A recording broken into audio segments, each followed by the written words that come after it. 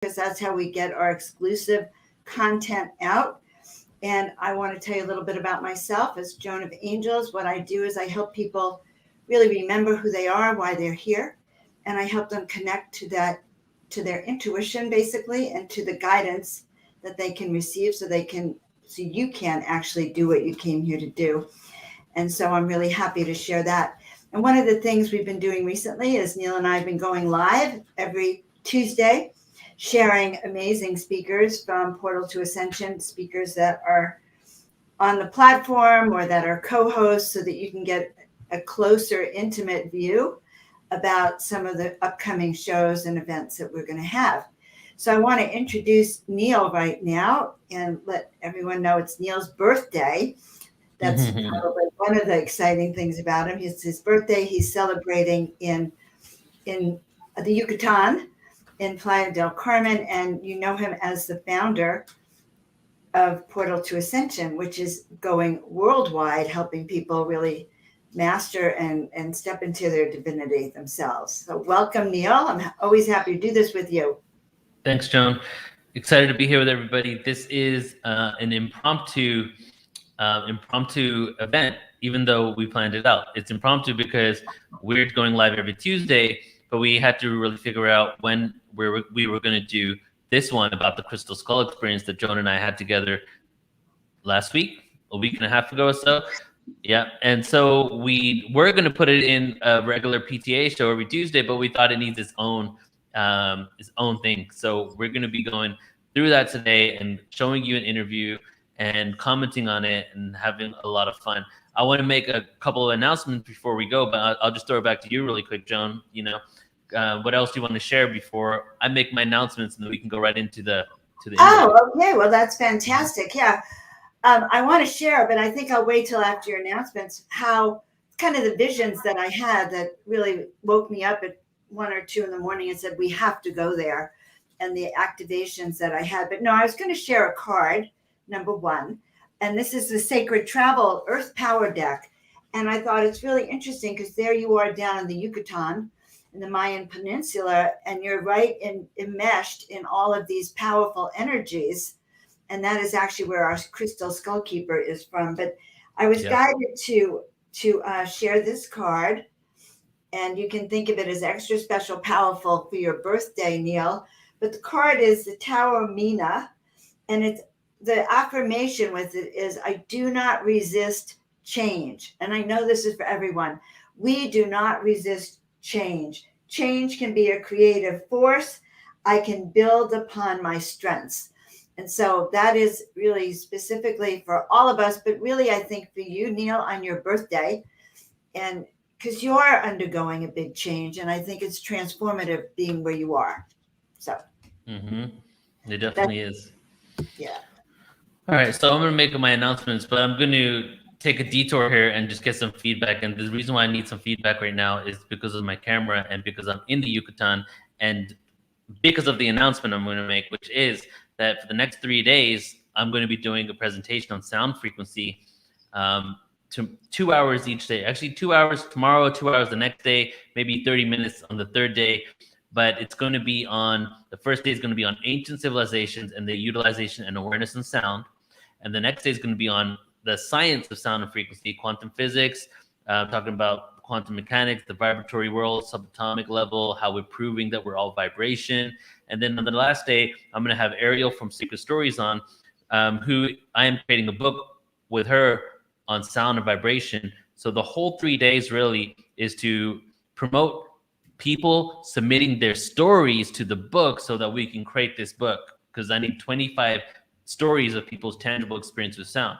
So now my question to you all is, I'm looking at my YouTube video, my phone, I'm looking at it on my computer, and my quality of my video looks very, very bad, and it's extremely pixelated.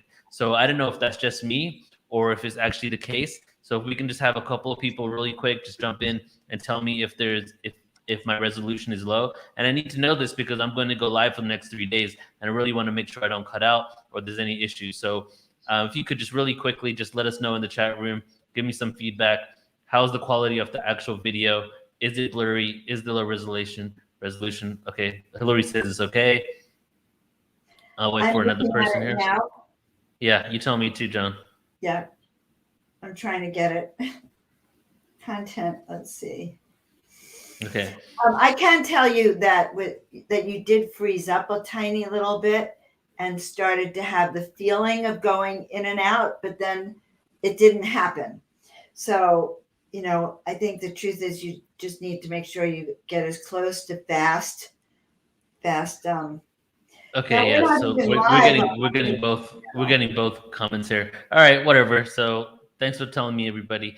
And I also want to say hi to everybody on the podcast because I am actually at 108 episodes on Portal to Ascension Radio, and it's on Spotify, Amazon, iTunes, and like 10 other platforms. So if you want to not just get the information that we share here, because I take the audio of a lot of these videos, but then I also curate specific shows for the podcast. Do check us out there. And I have to say hi to everybody on the podcast because usually I just take the audio and I just put it there and I don't acknowledge them. So everybody tuning in on the podcast, thank you so much for being on this show with us. And everybody listening on YouTube, please do check us out, Portal to Ascension Radio 2 on all the platforms. While you're in your car, you can just put it in and listen to it. We got some epic awareness with hundreds of different speakers, and I'm at 110 episodes, 108 episodes. So pretty exciting. That is exciting. And while you're all at it, guys, don't forget to check out my YouTube channel, which has some of the stuff I do with Neil and a lot of other speakers. We talk a lot about miracles, how to step into your soul awareness and your purpose. And now we're expanding out to ETs, hybrids, and a walk-in consciousness too. Yes. So I can't even find it on my YouTube at this current moment. So I'm not even going to look. All right, guys. Let's talk about how we came to be to talk to ShavatY. Like how did we find her? We found her because Alan sent you a note and said, while you're in the Yucatan, see, Neil's not really on vacation. You think he's on vacation, but he's working really hard. So Alan sent you a note, right, to go and check out this crystal skull keeper. Yep. So I told Alan that I am going to be in Playa del Carmen, and he goes, "Well, I have a friend down there who is this crystal skulls keeper. She has a crystal skull. You should go check her out. She's a really nice lady." And I didn't do it during the time I came here the first time around, and now we know that I wasn't supposed to do that. I was supposed to wait for you to come down here. But then when you came down, I still was not going to go. I was going to wait until this week to really go and see her, right? And then you said to me, "No, we need to make this happen. I really want to go check out the crystal skull." So we went there, and I'm in Playa del Carmen right now, probably like only 5 to 10 minute walking distance from her. I'm going to see her again on Friday. But we had a really amazing experience with her. Not only is she a beautiful, gentle, spiritual soul, right? But at the same time, she let us in to the story of how she even came across being a crystal skull keeper. Right. It was really very powerful. So I wasn't even sure I wanted to go because it just sounded like a lot. And then you and I went to see to Chichen Itza, and we had that experience down at the pyramid. And as I was at the pyramid, I had a very, very powerful past life experience. Your aura is weakening and you're getting blurry, Neil, just to make sure we see these comments. But anyway, I had this past life experience as I was walking down towards the pyramid. And then it was like I heard this voice that said, you need to go talk. You need to meet the crystal skull. And it was at that moment, it was like 12 or 1 o'clock in the morning. I was about to text Neil to say, we have to go, because I was called by the skull. So the skulls have this ability to call you, to really put out this kind of contact information. And when you get that call, I would say definitely say yes. So that's what happened to me. And Neil was amenable. And so then we go to see her. Yeah. So shall we go ahead and get right into the interview? Yeah, let's start the interview and then we could stop it where we want to chat a bit. Yeah. All right. So we're going to show this. It's 33 minutes and 33 seconds long. And I have to give myself credit for that because I deliberately did that. I stopped it right then. And I was trying to make sure, I was hoping she'd finish the whole story in that long. And she only took another 5 seconds. So but I had to end it there to get that synchronistic number, So we're going to go ahead and play right now. And we're going to do a little commentary on it as well. Yeah, right, So let me go ahead and add this. Yeah, go ahead. Yeah, because how you become a crystal skull keeper. You don't go to the store and buy a crystal skull. So very, very potent to know that. Okay. Yep. All right, let's do it. So just looking straight at her, it's very different than looking at the side. It's completely different. And if you look at the back also, because it is just like if you look at AIU, it doesn't look like crystal. It always looks like living, moving water. And AIU is the like almost like the most clearest. The Anamitra hedges is the most clearest, so it is very difficult to make good pictures of it. Because, but it's also like the way how the light falls through him is like it's amazing. And all his enclosures that he has have a different purpose, have a different energy, have a different consciousness. Like AIU is from himself, he is like a unity consciousness that holds many different unity consciousness within him, but also from different times, like from past times. Like if people go sit with AIU, it's like immediately he knows you. Immediately he can see like, oh, this little part of consciousness I can just give that. But his own consciousness, like the identity that he is, like the personality that he is, that is coming from the future. He explained me like the end time that we are now starting, at the end of that time when all the creation have been created. He comes from that and he came traveling back to assist us to do the proper steps to get there. So and yeah, it's for me it's just I often speak about consciousness, but for me it's just pure love. It's just so much love.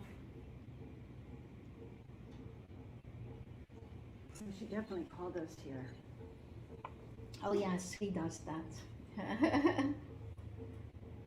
Sometimes people are really surprised that they call really shy and they say, yeah, I'm somewhere here in Palenque, and somebody said like, oh, there's a woman with a crystal skull implier, you should go there. Can I come? Because they feel, yeah, you can come. Yeah. So what's the story on how you acquired the skull? How I got it? Ooh, that's a long story. Do you have time? Yeah. We do. Okay. Just share the video with me. Yeah, well. Perfect. Like, if for myself, I often have, and I call that clear state of dreaming. Then I know that I'm asleep, but I am traveling fully awake in other dimensions where I have different lives, where I have different experience, and I'm fully present at that moment. And in one of those clear state of dreaming, I was in Egypt at the Gizeh Plateau. And there were many people gathered there. I recognized them as people from this life and from past life, but there were also people that I didn't recognize. But after some years, I got to meet them also. And there was one strange man that tapped me on my shoulder and that said, "Do you want to stay here for 1 month?" And without hesitating, I said immediately, yes. And he took me then underground, in the underground temples. And because I'm clairvoyant and I also do readings sometimes when things are happening, and then the next day I go sit, what was the meaning of this? But my spirit guides, they have given me a certain like a certain image that when something is happening that I'm not ready to fully grasp or understand, that they give me an image, because then I know, okay, I'm not going to look for it, because otherwise I make it too small. Then when it comes, it will come. And that image is always that all my awareness is going to my feet. I can feel my feet on the cold stones, I could hear my feet, and I could see my feet. So then I know, okay, something extraordinary is happening now. So it's just my consciousness at that moment is still too small to grasp it. I was there for 1 month. I received a lot of healing, but also a lot of teachings in that time period. When that month was over, I was standing there. I was waiting. I knew it was that month was finished, and that same man came in, but he showed himself in his light love body. He was pure light and pure love that was radiating from him, and I was like my heart was going like this. I was almost like exploding from it was so intense that I at that moment could not see that he was holding something in his hands. And then he was really close in front of me, and at that moment, like, I had my hands like that, and he hand over a crystal skull. At that moment I see the crystal skull, and the skull starts speaking to me. Once again, my child, I will lay myself in your hands. And then whoop, I got out of it. I woke up in my bed. I woke up my husband, and I said, I had a crystal skull in my hand. And he said, that's never going to happen. So he went to sleep. The next day I went to this crystal center where I was working with my colleagues. So I thought, well, with her I can share that. So I was still like so vibrating from the experience. And I said, I had a crystal skull in my hand. And she also said, that's never going to happen. So I thought, okay, that's a sign. It's my experience. I need to keep it for myself. That's it. My life continued. A few months later, there was a gathering in the south of Holland from the Flower of Life, from the Merkaba teachings, and we all three had done the Merkaba practice. So we went, all three of us, we went there. And at that gathering, there are other peoples that had brought their flyers from what they were going to organize. And there was one flyer with two crystal skulls on the front. One was Max and the other one was Shanara. So I see that flyer, I grab the flyer, I go to my husband and my colleague and said, look, I have a crystal skull in my hand. So I think, well, this is confirmation the way how my higher self is communicating with me.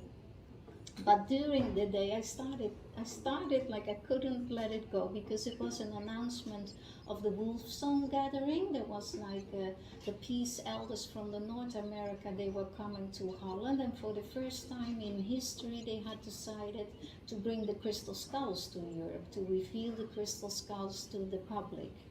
And it was an event of 3 days. So I went to that girl that had that flyer and I said, well, why do you only have one flyer? It's like a great event. She said, I'm the promoter from the event. I have a whole box, but I could not take the box. I could only take one flyer. So she said, and I told her my experience. She said, maybe the flyer is for you. I said, yeah, maybe it's for me. So I went home. And when I was home the next day, I go into my meditation, and I had a meditation room with a circle with 12 big crystals and one in the middle. And I go sit there and meditate. I close my eyes. Max comes forward and he said, hi, I am Max the Crystal Skull, and I'm going to tell you my story, and I'm going to introduce you to all the crystal skulls.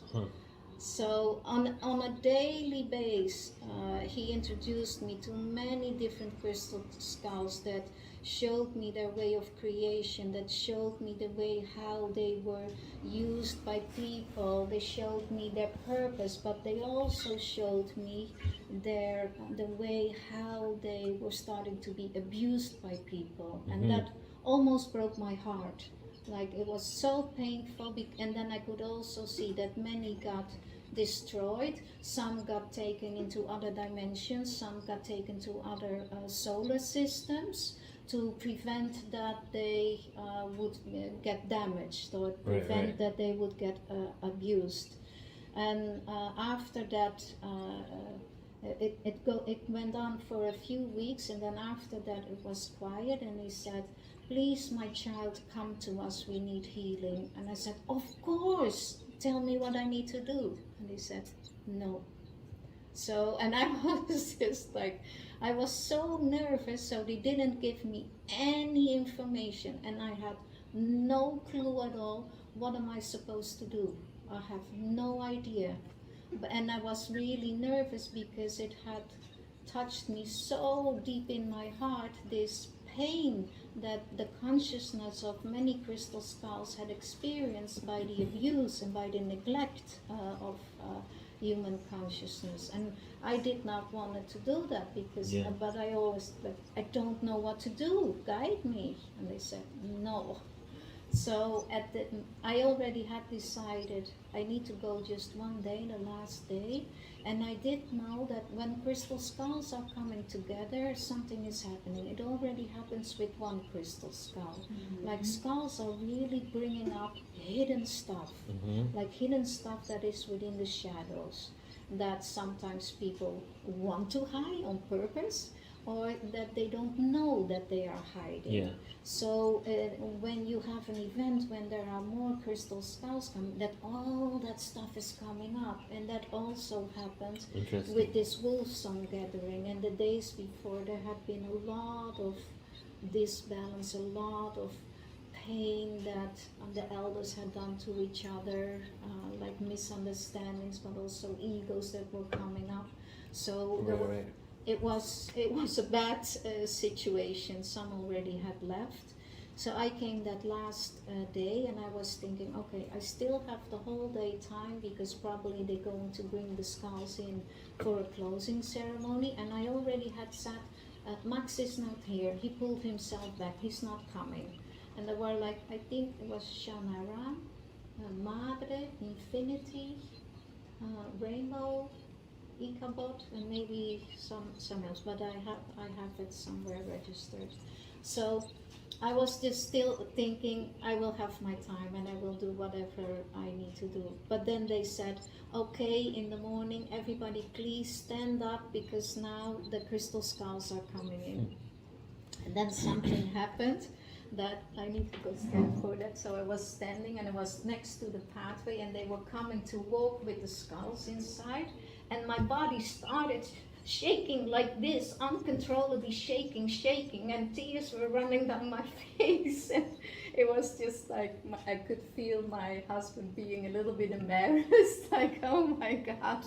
And then I really felt the energy of the skulls, and then what happened is that they put the skulls in one line, and then all the energy, it was gone. And then they said, see, they don't understand, they don't know how to work with us. Because when I have done journeys with different crystal skulls, and then it's always like at the millimeter how they want to stand. Because they want to make a harmonic geometric alignment, and it's not the way how they are on the physical earth, the place, the way how they are connected makes possible if grid lines in the earth or meridians can be connected with galactic meridians. So they are very picky in how they want to be put, and you really need to fully feel that. Well, let's take a pause right here, Joan, and I'll say a couple things. So I'll just say first. So she's talking about the skulls when they come together. They seem to only work when they're put in a certain geometrical pattern that's connected to some sort of ley line grid on Earth.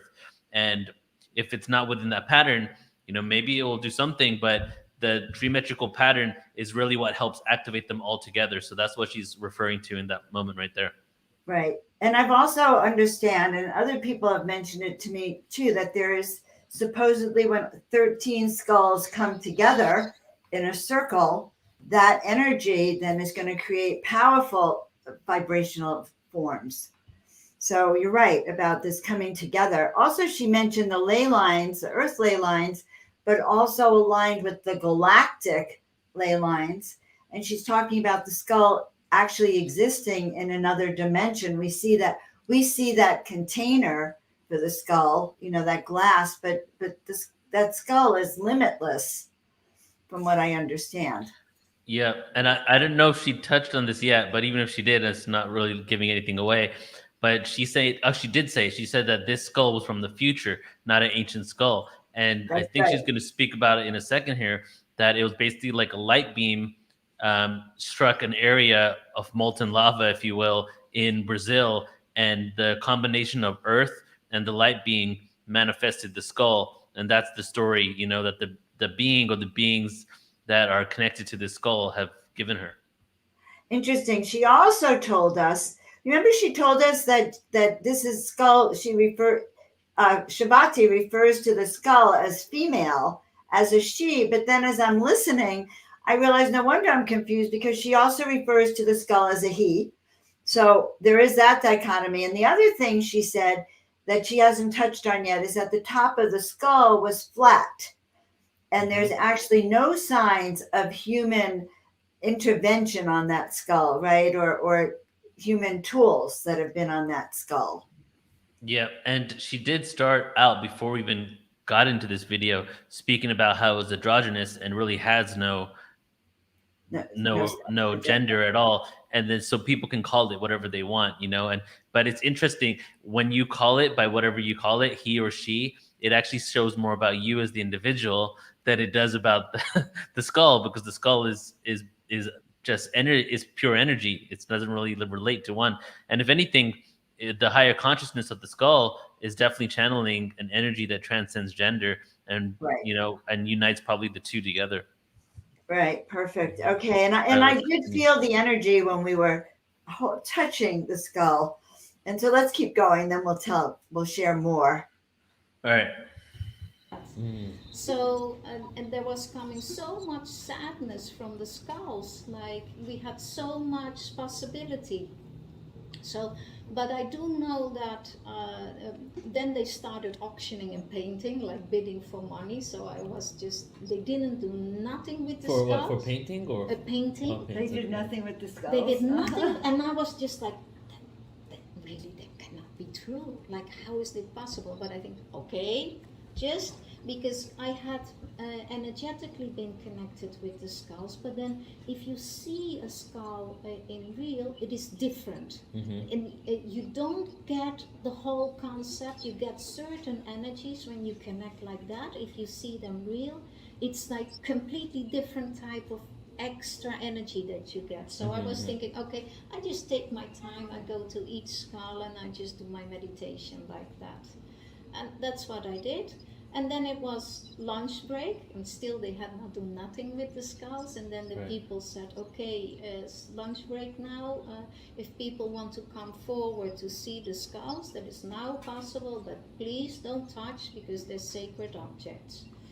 In Holland, I'm pretty small, but so I was thinking, oh my God, all these people are going there. Like I have no chance to come more closer, but I'm like just going to try it.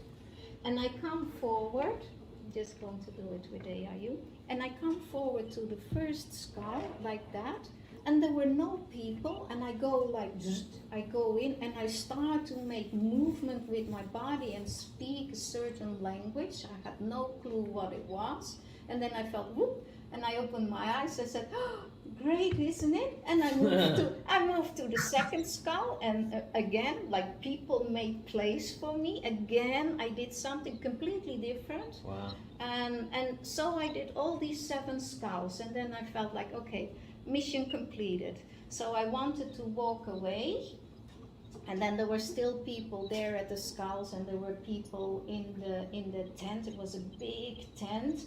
And then they said to me, one thing more, my child. And I have spoken with people that have seen it, because then something happened. It was like I was with my back to the skulls, and I went like this.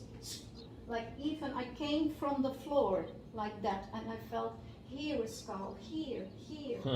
And they used my body, and at the front, out of my heart came a very big crystal skull, and then it was like it exploded in little sparks, and they said this was the healing of all the ancient crystal skulls. Thank you, my child. Oh, amazing. Oh, so and then I went, I've done it. I went out, and then I felt another consciousness of a skull trying to reach to me, but I could not really connect with it. I went home. And I lived in the north of Holland, very remote. And a few weeks later, the phone rang, and it was an English-speaking girl that said, "Hi, I'm Vicky from Australia. I have a crystal skull, and he wants to come to you." Huh. So she was traveling around in Holland, and she went to certain places where people started talking about me, and her skull said, "Gotta go find that Wow. woman." So I picked her up at the train station, and immediately when I saw her, it was like, oh, old sisters from past life that Yeah. recognize each other. We fell in each other's arms, and it Mm. was like really home. And she had a little skull, like Scully, in a Mhm. little bag. She said, "Here, Scully, he's for you this weekend. You can do whatever you want to do with him." So we exchanged a lot of information. We did lots of different things. I could tell her many things about which portals her skull was using. And at the end of that weekend, she said to me, like, "Well, you know, ShavatY, you know that you are also a crystal skull keeper, but your skull is not here yet." Mm. And I said, "No." I said, "I don't need that.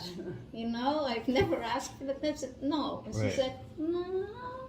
So it was never my wish or never my idea, but the next day when I went into meditation, I went to a certain level in my consciousness where I had to give permission and take all the responsibility that comes with it to be a crystal skull keeper. And I was like, "Whoop, that's kind of surprise."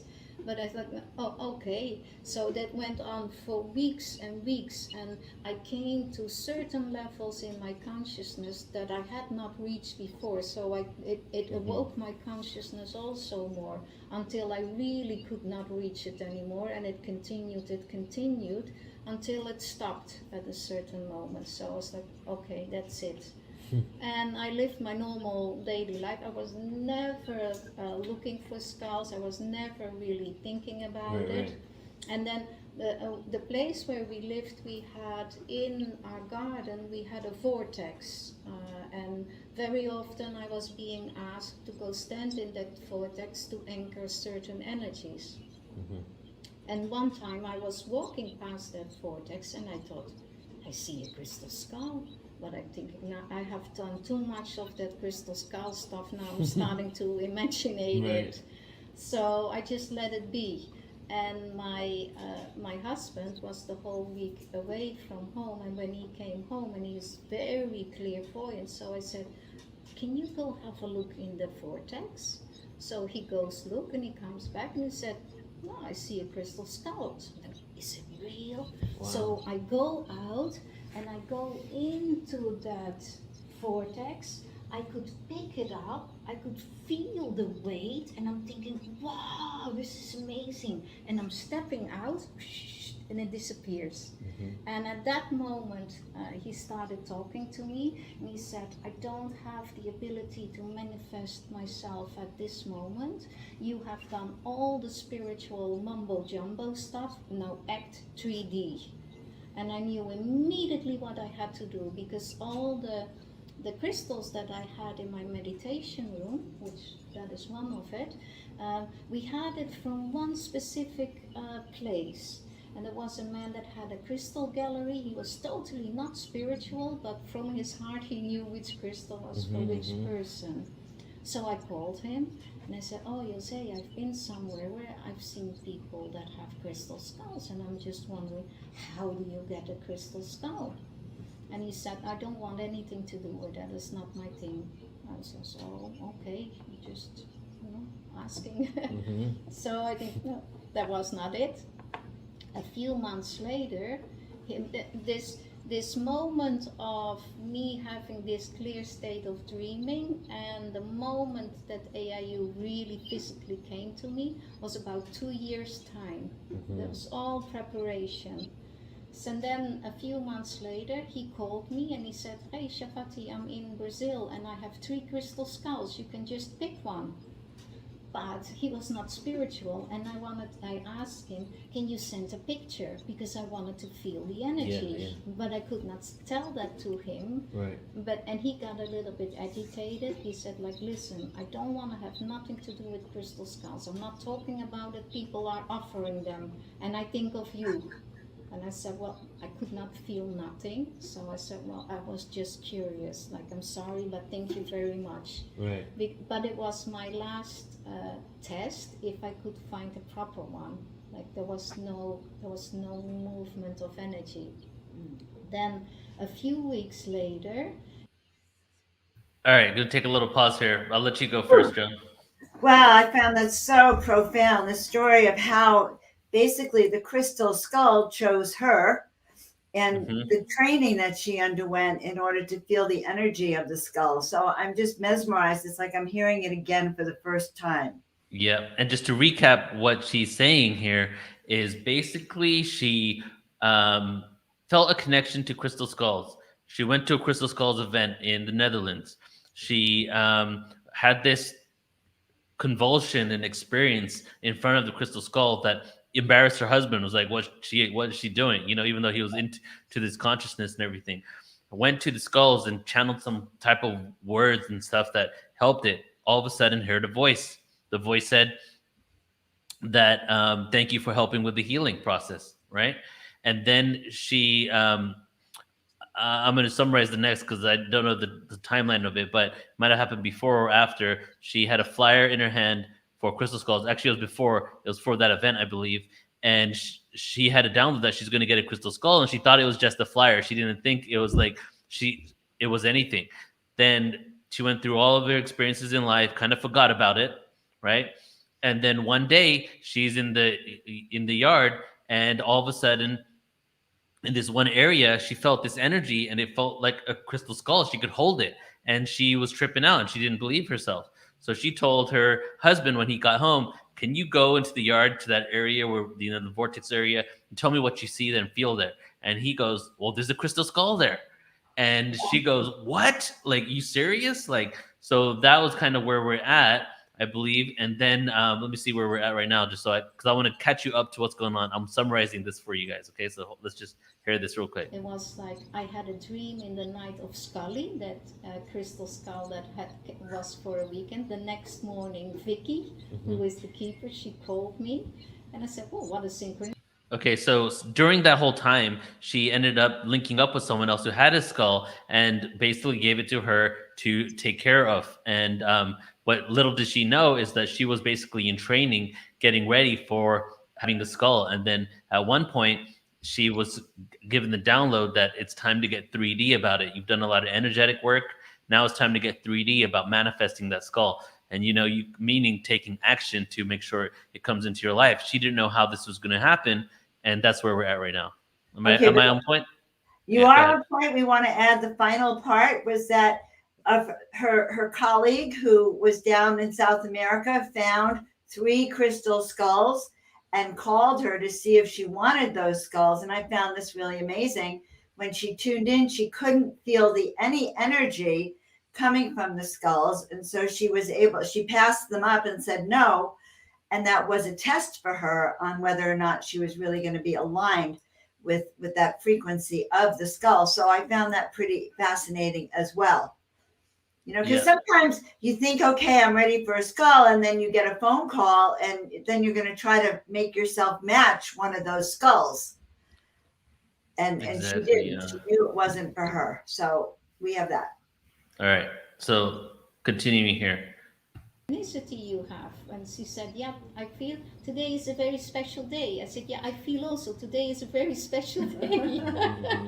So, and then the phone rang, and when the phone rang, it was already like, my heart was already like vroom, vroom, vroom, going like that. And I pick up the phone, and it was the same man, like you say, and he said, Roy, my business partner, he's in Brazil. And I was like almost like this, and I could not hear properly. I could hear like in my head, and my heart was like this. And he said, and he has a crystal skull. And I said, bring him over, like that. I said, that's the one. And he said, like, you don't want to have a picture? He said, like, no. So I said, this the one, it's the one. And then I put down the phone, and I was like, I really needed to have some time to come back to myself again. Yeah. And then I thought, oh, what have I done? So then I called him back, and I said, well, what is that going to cost? Yeah.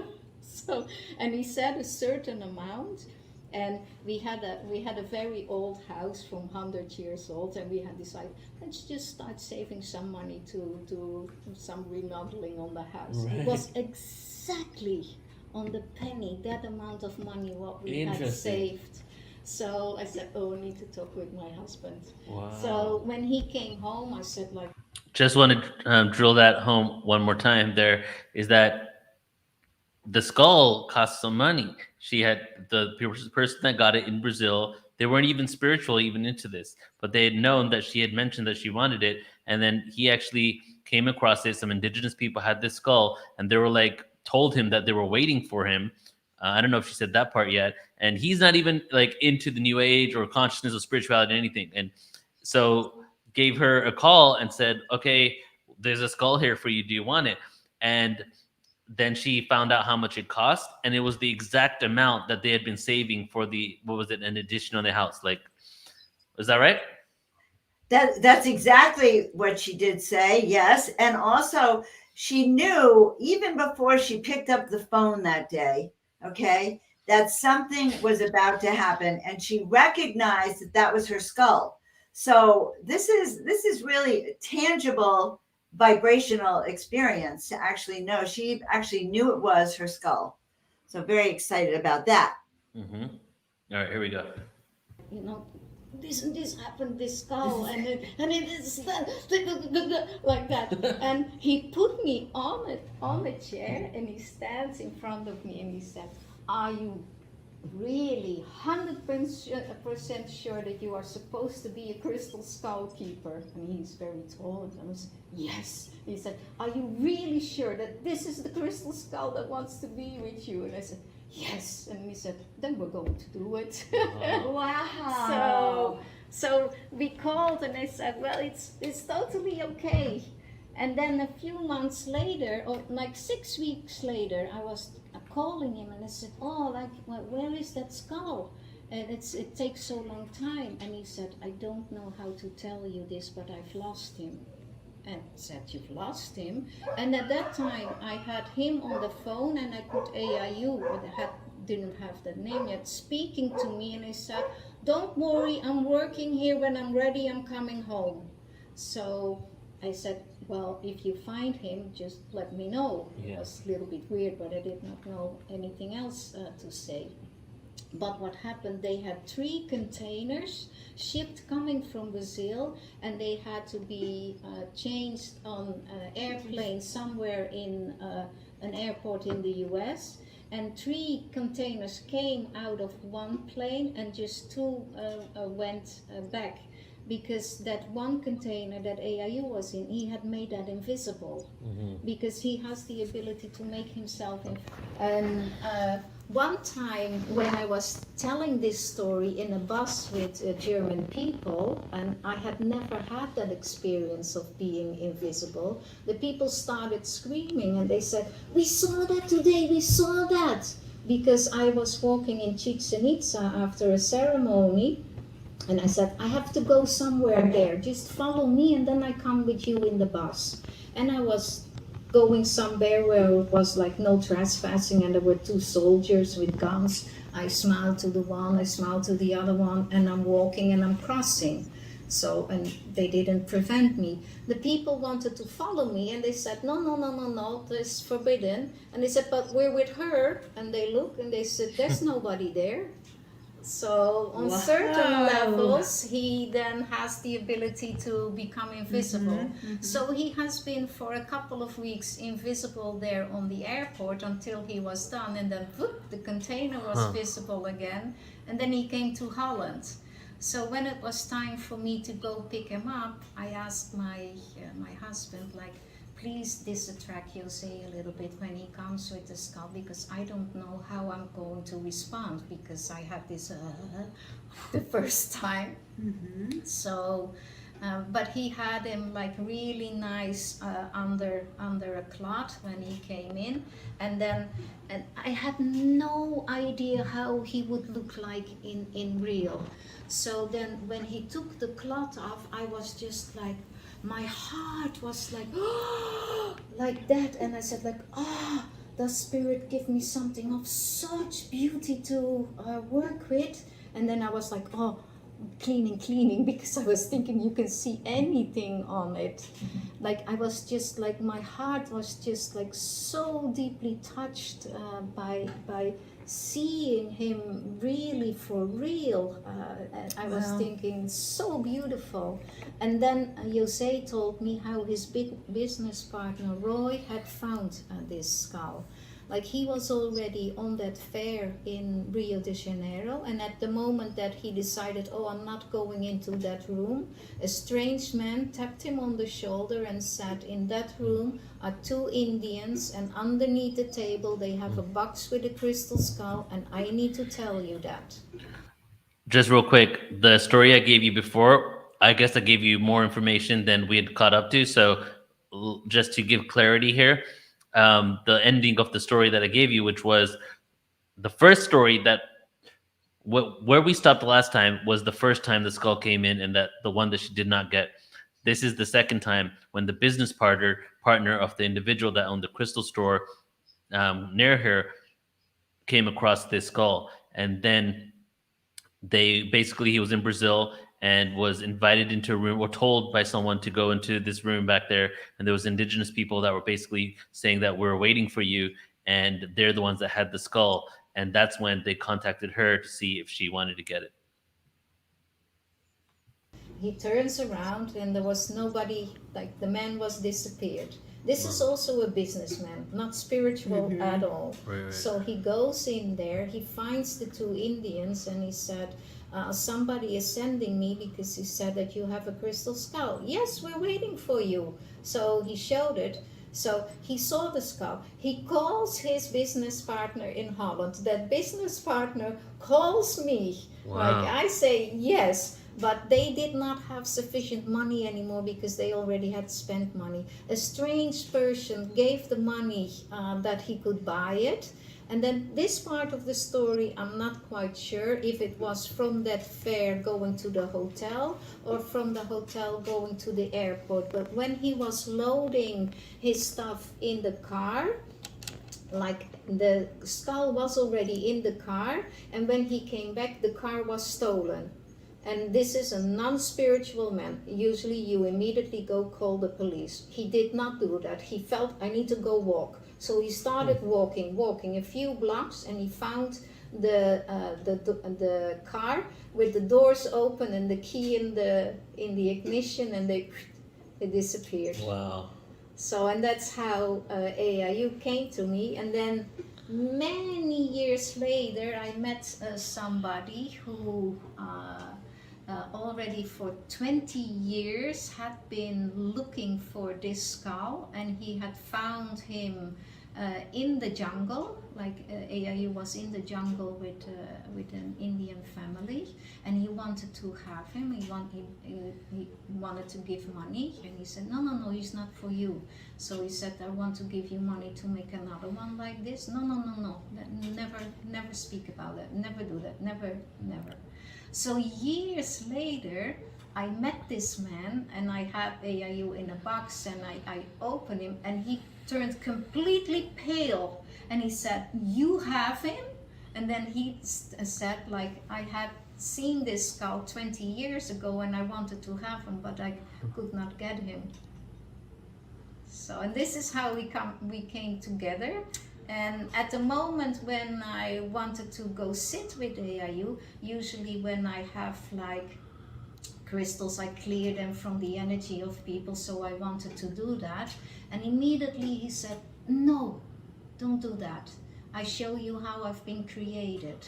So he showed me two different things. He showed like a beam of light of Father God traveling through the universe, and the love of the Mother Earth, of her mountains in south of Brazil that opened herself, and that like that light found each other, and in this love connection, like the skull, the crystal emerged up to the surface like that, like this unification of sacred love. And then he showed me another image of the man that made him, and that was a simple craftsman, but he was overshined by a past life that he had in Atlantis, that he also had created skulls, but that he sang them into creation. But now he was like being called to go find a crystal and to carve a beautiful skull. And this man, he also told me that other story, that was the same like what I had received. Like the first skull, he was not satisfied about it, he destroyed it. The second one was not satisfied about it, destroyed it. And the third one, that was AIU. Wow, what a birth. And then I was just like, go sit with AIU like on a daily basis, because I thought, yeah, I can communicate with crystals. So I thought, now I'm going to communicate with AIU. Nothing worked what I knew. I had been sitting for weeks. I had been sitting in front of him, like waiting, like I tried everything what I knew, and I was giving like schooling to people how to communicate with crystals and how to be crystal healers. Nothing of that worked. Like weeks and weeks, like fully blank. But what happened was that AIU on other dimensional levels, he was creating connection lines with my consciousness until a certain moment. And then he started talking to me and he said, I need help to incarnate. It was as if his consciousness was still floating here a little bit, and he guided me to do for 1 month to sing the tone of A. So I was in my meditation room and I was like, A.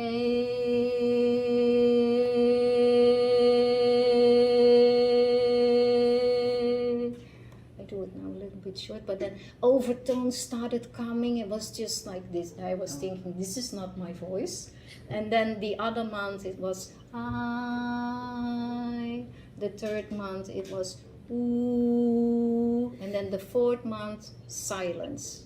And then after that month of silence, he said, I am here, I am AIU.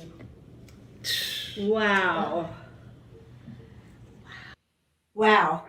That's just so profound how the skull itself trained her to communicate.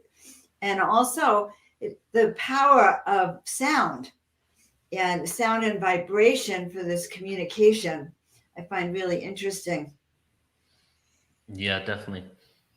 Is the video still going, or was that over? I don't know.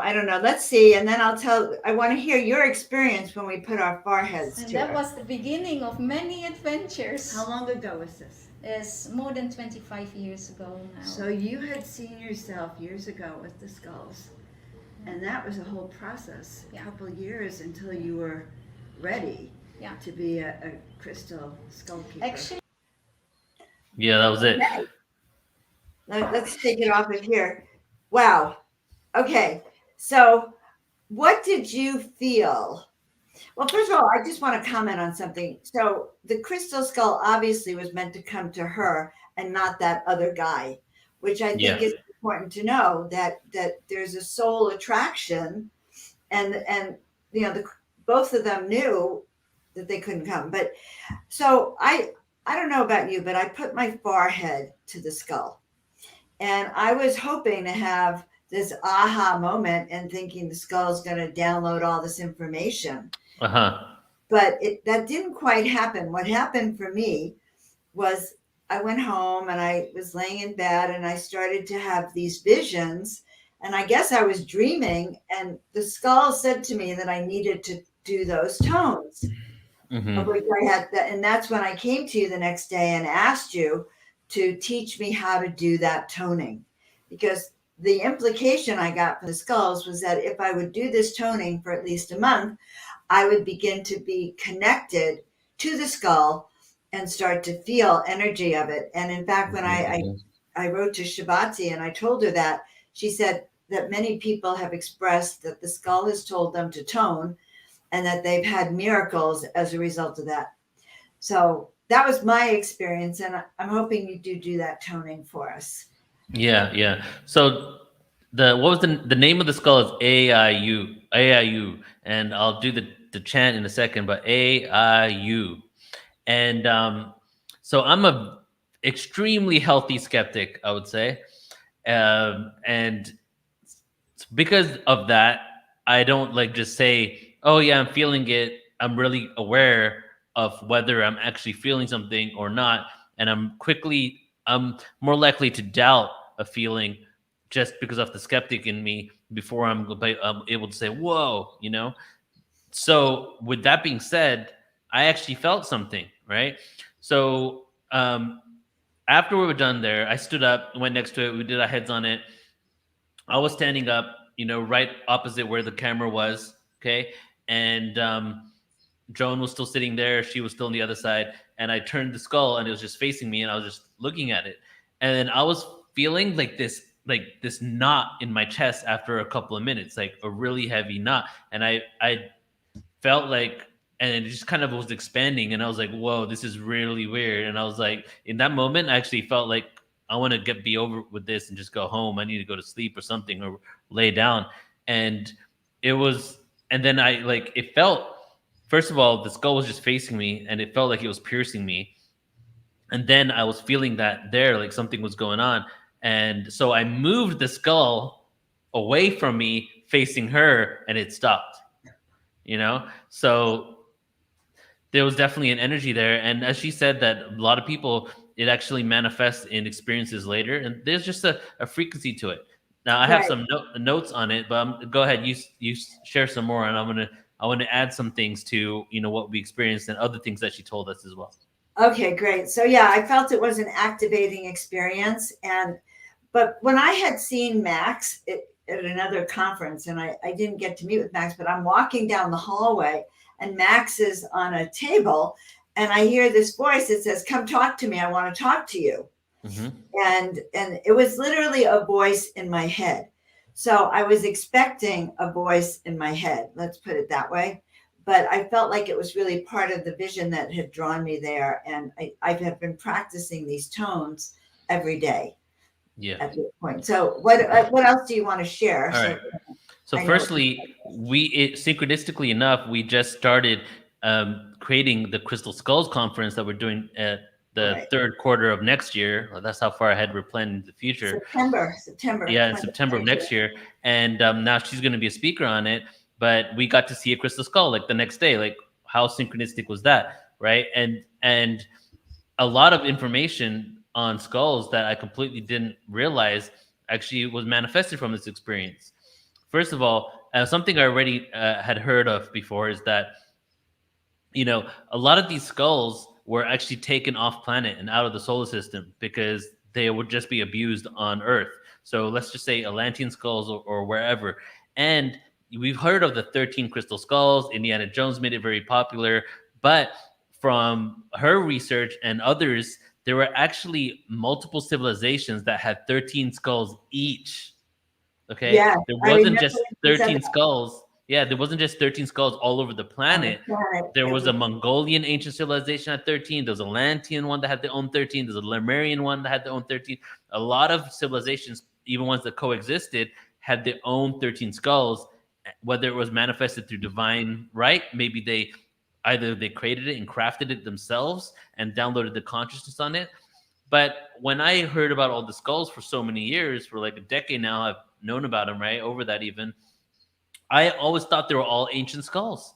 And lo and behold, maybe only one of them can actually be physically tracked to antiquity. Some of the others could be, because like this one, for example, the indigenous people had it. They were waiting for someone to get it. There was no evidence on how it was created.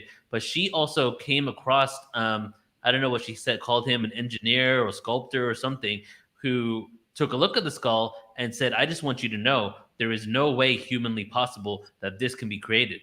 And hers is one of the only, I think there's another one, but this is the only one that has no machine marks. And a flat top. And apparently that flat top is extremely unusual. And just to answer the question, the conference is an online conference, and it's actually going to be on September 3rd. I have that date already in my head, 2022. And we're hoping to have some major skulls there. And so what I think our people will experience is an activation. I think that's what the experience for me was, that I feel like I've been awakened and now I feel connected to the jungle completely. And didn't you Right. say your energy changed? You went from being exhausted Yeah, to to like being wide awake. awake. Yeah. And let me just answer John's question there. Like, what happened was a journey that took years of her even talking and communing with the conscious of the skull, and then her training for it, not even knowing she was training, and then letting go of the need to have a skull before it even manifested. So you said, can you just purchase one and have this energy? You can purchase one, put your own intent in it, whether a consciousness, an extraterrestrial, or something's going to be in it or not, who knows? But this whole thing was the journey. And what happens, as Alan said, crystal skull keepers are some of the most interesting people in the world. That was his text to me, right? Is that there is some sort of relationship going on with this consciousness that eventually manifests in their life. And a lot of them are people that don't want to have a skull. It just happens, you know? So it's not like I need a skull, I need to have it. And some people have had that energy and have come to see the skull right here in Plata Carmen with her, and they wanted to keep it and they wanted their own skull and had that kind of arrogance about it. And those in situations, experiences don't create it. You need to really not even want it, and needs to want you. And that's basically what her story is. And even though there are a lot of ancient skulls, what's happening now in the story with her skull is that AIU is actually a consciousness from the future that manifested down through light, and then, out of the bowels of the earth, the skull manifested itself, and the consciousness got installed in there, and she was communing with it for many years before she actually saw it in physical reality. And she, at one point, she didn't even think that she was going to actually see it, Good. and actually have one. Yeah. Very fascinating, Neil. Yes, and because it told her she knew ahead of time that the skull was coming to her, and I think that that's an awareness we all need to know. But I do know that the people do purchase crystal skulls. You can purchase crystal skulls, and it has to do with your intention, who's made it, Exactly. and also the Crystal Skull conference I went to in 2010, many people brought their own crystal skulls there to sit on the stage with all the other crystal skulls, because that's how these crystal skulls get trained, and they get educated by a higher consciousness. So that is Yeah. possible. Yeah. And no, John, your question is perfectly on point, because it is like, and I feel that you can get a skull and you can do your like meditations and even call in energies and physically put it in there, and that's not even spiritually like new age anymore. That's science. Like, It is why do they use crystals for computers? Why do they use them for microwaves? Quartz crystal is such a, like, even what is it, the Vogel crystal one, right? He was actually created the crystal with the equations of the pyramid of Giza, right, and the Giza plateau. And he was actually the one that assisted IBM in creating their first crystal technology in order to use for computers. So even the crystal wand that we're using in consciousness in this, like, spiritual healing and all that, comes from someone that was actually already aware of that when they created it for computers. So being able to store information on crystals, it happens, right? So even if you kept it by your bed, your brain is literally emanating frequencies all the time. You're programming the crystal with your own intention and consciousness, right? So it makes sense. You can put it out in the sun. You can put it out on Mars and have that frequency, like, leave it on Mars for 100 years and then try to download some awareness from it. You know what I mean? Like, it will absorb whatever you put into it, is my personal take on it. Very, very interesting. Well, I have these I should have brought them with me, two tiny little crystal skulls, and I've been sleeping with them every night. Okay. And I see Mark says same thing. I brought my crystal skull. So when we have this crystal skull conference, make sure your crystal skull is in the room, kind of just like I bring Avon to the room. And Avon, it downloads to me the same way the crystal skull does. So do you want to share those tones? Because I want everyone to be able to leave here with being able to do these tones.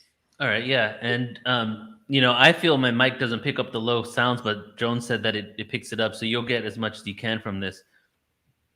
But Ellen, this is really awesome segue into my next 3 days when I'm doing I sound know. awareness, because that's just how it works. We don't even try to do it at this point. It just happens. We didn't try to do it synchronistically, but I was Yeah, just yeah. sitting there thinking, oh my God, he's got his 3 days of sound. Yeah. So And guys, take that class. we're going to be doing some chanting over the next 3 days as well. So tune in tomorrow at 3 p.m. Pacific, the next day at 2 o'clock Pacific, the next day at 10 a.m. Pacific, 2 hours, 30 minutes respectively. And we're going to be talking about sound frequency and vocal toning, and so this is the sound of the name of this skull. And it is through vocal tones because it's all frequency, all vibration. And it just makes sense that the energetic signature of this being, energetic signatures of many beings, I would say, from other dimensions, are sounds, are like frequencies. They don't even really have words. So Right. here we go. They don't even have a body like this crystal skull. It's deceiving to think that the crystal skull is just that head, because it's not. All right. All right, here we go.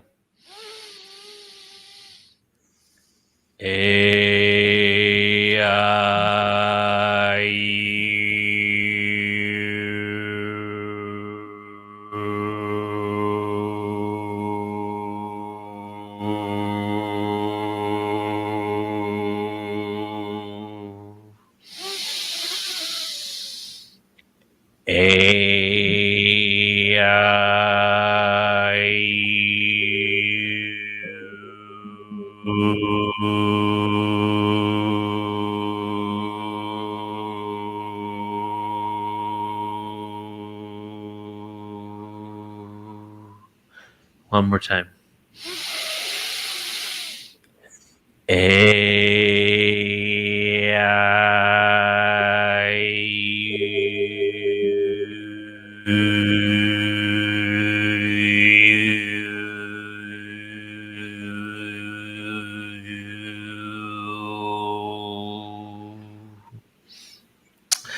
Thank God it's not like Beetlejuice, huh? Oh my God, I've been hearing it. So, guys, Neil taught that to me the next night. We were sitting over kava. It was my first experience having a kava drink. He thought it would relax me. And the thing I wanted to do was learn how to tone. So I'm going to show up in your event tomorrow. I think that these are the sacred tones that connect you to your spirit, to source, and help you bring in information for you. Yeah, and tomorrow I'm going to talk about this, but here's a little tidbit of awareness that we'll go into deeper tomorrow. Is that, did you know that vowels, like the sounds like A, E, I, O, U, right, and just say out the sounds, were actually not in language when we first started doing written language this time around, right? Because cycles of time occurs this time around. So maybe every time. And the reason for that is the vowels were considered very sacred symbols. The sacred sounds were only needed when we devolved in consciousness. As we began to devolve in consciousness even more and more into the darker ages, then all of a sudden we see ancient cultures implementing the sounds of vowels. For example, the word Ankh. We all probably know what the Ankh is. It's an Egyptian symbol, kind of looks like the cross, has the circle on top, represents the masculine, feminine, connects to our sexual energy. Well, did you know that A was silent in pre-dynastic Egypt? It was actually Nkh. They didn't even pronounce the A because it was too sacred. When the A became a part of language and it became Ankh, was a time where we were devolving from one cycle, one yuga cycle, into the next. So they put it there. Another example is in Egypt. Egypt is a name that was given by the Greeks to Egypt. I wish we could call it what it originally was, the land of Kemet, Kemet. But the E was silent in ancient Egypt, in the pre-dynastic Egypt, let's say goes back at least 13,000 years. And it was actually KMT, Kumt. They did not say the E's. All of these sounds were implemented in language later. Go across the entire planet. Look at ancient Sanskrit. Ancient Sanskrit was actually not the common language between the whole of the culture. Sanskrit was the actual wording and lingo used only for spiritual practices. Listen to the sounds of ancient Sanskrit and listen to the vowels that were put in there when we were devolving in consciousness. And I'll give you another example right here. And hear the vowel sounds and how they're emphasized even the Maya language where I'm at right now, the Maya Peninsula, is actually almost all like hard-hitting vowels. Like it's very much like Sanskrit. So check this out, right? Om bu bhava swaha tatravitar varenyam bargo devasya dhimahi diyo yo na prachoteya ta. Om bur bhava swaha tatravitar varenyam bargo devasya dhimahi diyo yo na prachoteya. So you hear those vowels? Yes. Yes. You Oh know? my God, that's so empowering. Yeah. So we're going to get into that deeper tomorrow. Oh, good, good, good. And in the Jewish religion, the Torah has no vowels in it. So when you get up and you have to read that, there's no vowels in the Torah either. So I found that very fascinating for what Trippy, you're huh? sharing. And Neil, that was really trippy to have you chanting. And if you're going to do chanting tomorrow, what time? Tell us again, what time is this event? 3 p.m. Pacific is the time, and then 2 p.m. the next day. And to answer your question, John, I was raised Hindu, but I never really had any beliefs about anything. And even in Hinduism, like I was raised celebrating Christmas because I was born and raised in England, one, and it's a common cultural thing there. And two, most Hindus celebrate Christmas because they actually don't disagree with the life of Jesus. A lot of them believe Jesus actually existed because the Hindu text doesn't say we're the only way. The Hindu text says that all religions existed because they were meant to be for the specific people at the specific time it came about. So if you're into anything, if you really understand Hinduism, you understand that there is no religion that might not have been legit. Everything probably came from some original source. I'll add that with a little caveat because of all the traumas that India and Pakistan have had with each other. They would probably say every religion exists except for Islam. because of like all the freaking traumas that they've all experienced. So it's like what Hinduism has become is very blind faith. There's a lot of truth to the text, and this is why I really like Hindu texts and Vedic texts, and which is why all these spiritual people that don't even really know about the history of Hinduism still chant mantras because there's a lot of truth and vibration to it. However, as we devolved in consciousness, it became from something so pure to ritualistic, like every other religion. It became contractual. What happens That makes sense. with contractualness? Basically, I do this, this, and this, and God will give me this.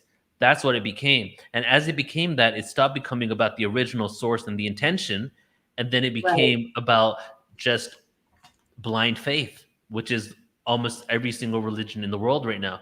So there's a lot of truths to this text, but unfortunately, 99% of the people that follow it don't really look into the truth or research it. They just do it based on contractual connection to God, if that makes any sense. And whatever the texts and the teachings and the ritual that they've been told to keep. Because honestly, Rich, to me, but this is a whole other discussion. Religion is actually giving up. It's a loss of control because you're believing this dogma that's coming from the outside. Whereas through crystals, through the skulls, through your own connection to source, you become spiritual in a direct connection. So that's been my way for the last few years, many years actually. Yeah. Well, Neil, this has been very, very fascinating. Mm-hmm. And I think everyone's had some really great comments for all of us. And so next week, guys, we're not going to be on our Tuesday show. I do have a show with a wonderful astrologer next Tuesday, but then we come back then on November 30th with Sheila, and we're going to be talking to Alan, and we're going to be talking again about hybrids, walk-ins, and star seeds. Right. And what are those signs, how to cope with that, how to step into that energy of it, how to connect. So it's all very exciting stuff coming up. A lot of amazing stuff coming up. And just to say one more time, tomorrow, the next day, and the next day, not only am I doing my 3 shows that are going to be live, which is pretty cool because I am going live on Portal Attention channel almost every single day of this week, which is pretty freaking awesome. And we have our pre-records that are going. We had Adam Apollo earlier today. We have Phil Gruber tomorrow. We have a bunch of stuff. So we're basically going live twice a day. But tune in tomorrow, everybody. And if you're watching this later, go back in time and tune in. And we'll be here at 3 p.m.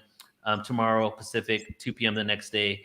And let's delve deep into the realm of sound and vibration and not only find out the science behind it all, how the ancients used it, but also discover tools that we can implement in our own lives to empower ourselves in this now.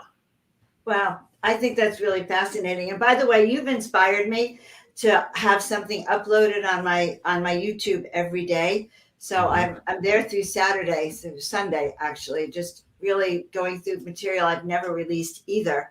So you've been inspiring me a lot, Neil. I love working with you. This is actually not work. That's a misnomer. It's more fun than I've had in years, just helping to bring some of these wisdom out, these ascension tools. So there you have it, guys. Make sure you like, subscribe, and share to Neil's channel, my channel. Come visit me at joanofangels.com. You can pick up our free ebook and find out about some of the ways you can step into your own soul awakening consciousness. Right? Yep, exactly. All right, everybody. I guess this is it. So thank you for being with us, and everybody on the podcast, thank you for tuning in. And everybody who's not on the podcast, check out Portal to Ascension Radio on all the streaming podcast platforms, and help us grow that as well. We want to really get that out to a lot more people. So love you all. I love it. Love you. Thanks, Happy birthday, Neil, and thank blessings you. to all of you out there. All right, we'll see you soon.